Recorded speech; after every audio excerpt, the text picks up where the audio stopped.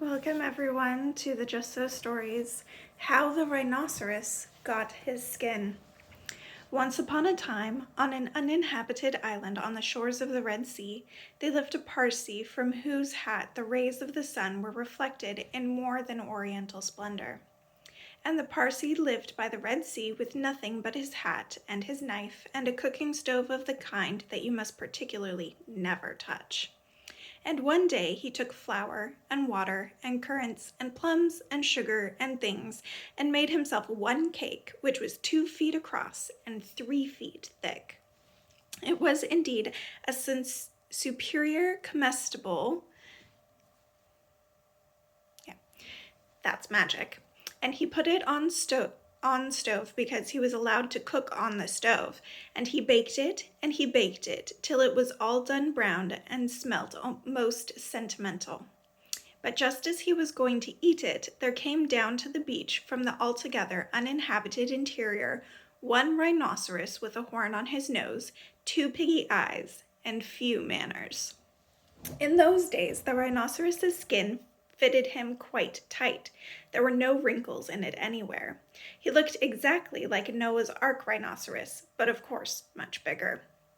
All the same, he had no manners then, and he has no manners now, and he never will have any manners.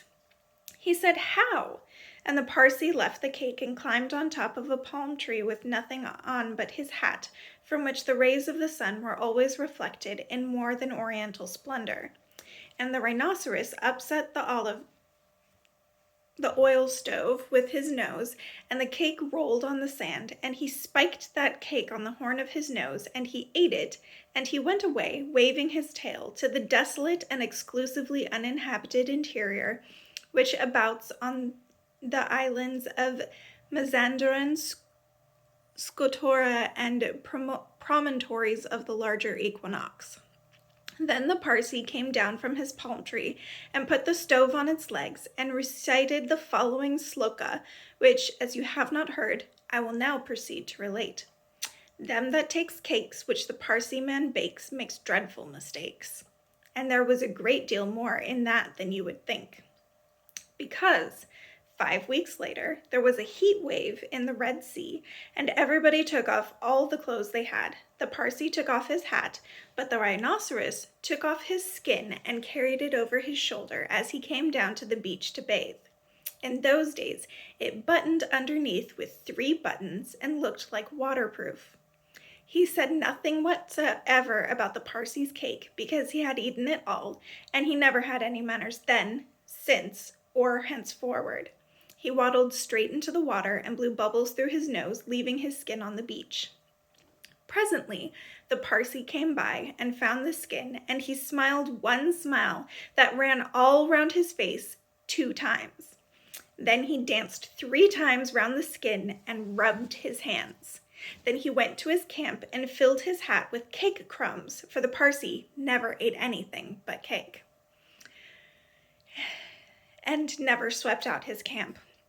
He took that skin, and he took that skin, and he scrubbed that skin, and he rubbed that skin, just as full of old, dry, stale, tickly cake crumbs and some burned currants as ever it could possibly hold. Then he climbed to the top of his palm tree and waited for the rhinoceros to come out of the water and put it on. And the rhinoceros did. He buttoned it up with the 3 buttons, and it tickled like cake crumbs in bed.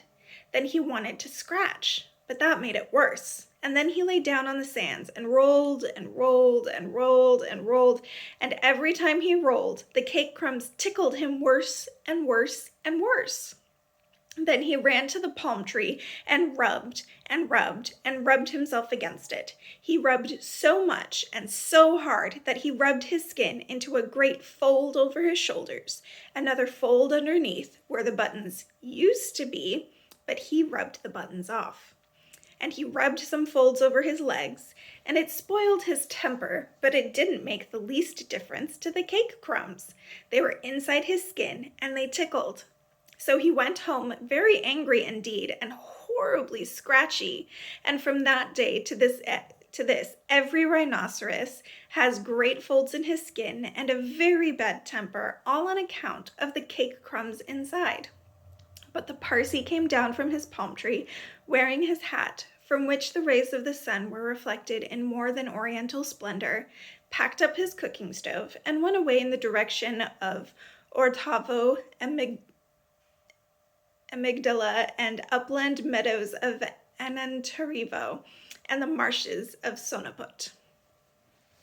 This uninhabited island is off Cape Gardafui, by the beaches of Socotra and the pink Arabian Sea, but it is too hot from Suez for the likes of you and me ever to go in a P&O and call on the cake Parsee. And that is how the rhinoceros got his skin. See you next time.